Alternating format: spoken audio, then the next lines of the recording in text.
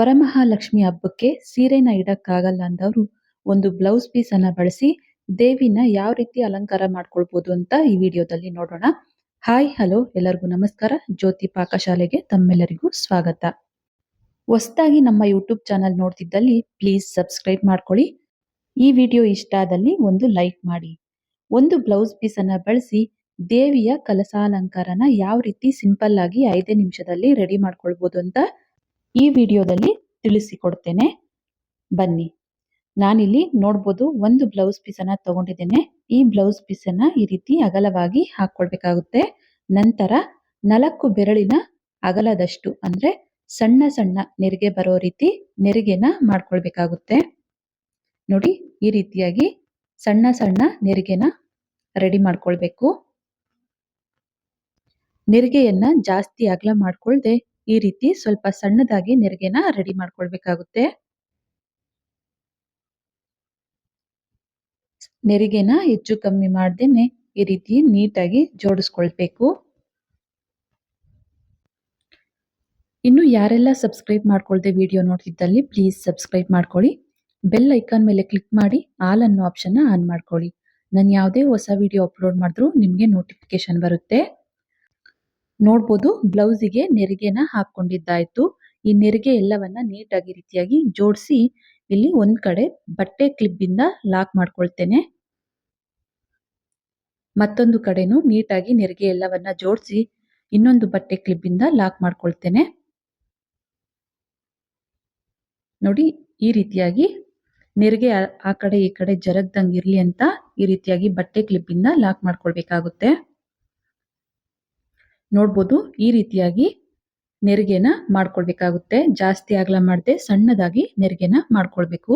ನಂತರ ಈ ರೀತಿ ಮಣೆ ಮೇಲೆ ಒಂದು ಬಟ್ಟೆನ ಹಾಕಿ ಕಲಶದ ಚೊಂಬಿಗೆ ನಾನಿಲ್ಲಿ ಅಕ್ಕಿನ ತುಂಬಿಸಿಟ್ಟಿದ್ದೇನೆ. ತೋರಿಸ್ಲಿಕ್ಕೆ ಅಂತ ಈ ರೀತಿ ಅಕ್ಕಿನ ತುಂಬಿಸಿಟ್ಟಿದ್ದೇನೆ. ನಾವಿಲ್ಲಿ ಬಟ್ಟೆ ಕ್ಲಿಪ್ ಹಾಕಿರುವಂತಹ ಜಾಗದಲ್ಲಿ ಒಂದು ಬಟ್ಟೆ ಪಿನ್ ಇಂದ ಲಾಕ್ ಮಾಡ್ಕೊಳ್ತೇನೆ. ನೆರಿಗೆ ಎಲ್ಲವೂ ಈ ರೀತಿ ಸಮನಾಗಿ ಬರೋ ತರ ನೀಟಾಗಿ ಜೋಡಿಸಿ ಈ ಬಟ್ಟೆ ಕ್ಲಿಪ್ ಇಂದ ಲಾಕ್ ಮಾಡಿದೀವಲ್ಲ ಅಲ್ಲಿ ಒಂದು ಬಟ್ಟೆ ಪಿನ್ ಇಂದ ಲಾಕ್ ಮಾಡ್ಕೊಳ್ಬೇಕಾಗುತ್ತೆ. ನೋಡಿ, ಈ ರೀತಿಯಾಗಿ ಜೋಡಿಸಿ ಇಲ್ಲಿ ಬಟ್ಟೆ ಪಿನ್ ಅನ್ನ ಹಾಕೊಳ್ತೇನೆ. ತುಂಬಾನೇ ಸಿಂಪಲ್ ಆಗಿ 5 ನಿಮಿಷದಲ್ಲೇನೆ ನಾವು ವರಮಹಾಲಕ್ಷ್ಮಿ ದೇವಿಯ ಕಲಸಾಲಂಕಾರನ ಮಾಡ್ಕೊಳ್ಬಹುದು. ನೋಡಿ, ಈ ಹದಕ್ಕೆ ನಾವು ಬಟ್ಟೆ ಕ್ಲಿಪ್ ಇಂದ ಲಾಕ್ ಮಾಡ್ಕೊಂಡ ನಂತರ ಈ ರೀತಿಯಾಗಿ ಕಲಶದ ಚೊಂಬಿಗೆ ನಾವು ಈ ಬ್ಲೌಸ್ ಪೀಸ್ ಅನ್ನ ಹಾಕೊಳ್ಬೇಕಾಗುತ್ತೆ. ನಂತರ ಹಿಂದೆ ಉಳಿದಂತಹ ಬ್ಲೌಸ್ ಪೀಸಿಗೆ ಈ ರೀತಿ ಬಟ್ಟೆ ಕ್ಲಿಪ್ ಇಂದ ಲಾಕ್ ಮಾಡ್ಕೊಳ್ಬೇಕಾಗುತ್ತೆ. ನಂತರ ದೇವಿಗೆ ಅಂತ ಇಟ್ಟಂತಹ ಒಡವೆನ ನಾನಿಲ್ಲಿ ಅಲಂಕಾರ ಮಾಡ್ಕೊಳ್ತಾ ಇದ್ದೇನೆ.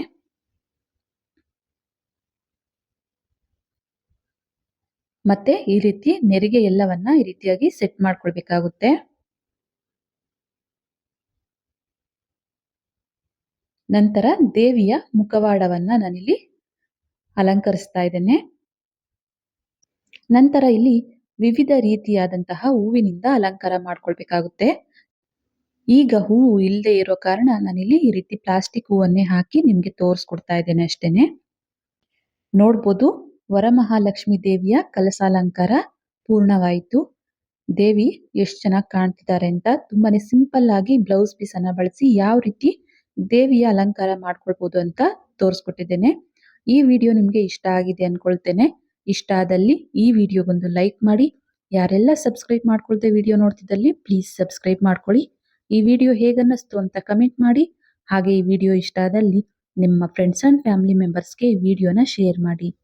ಧನ್ಯವಾದಗಳು.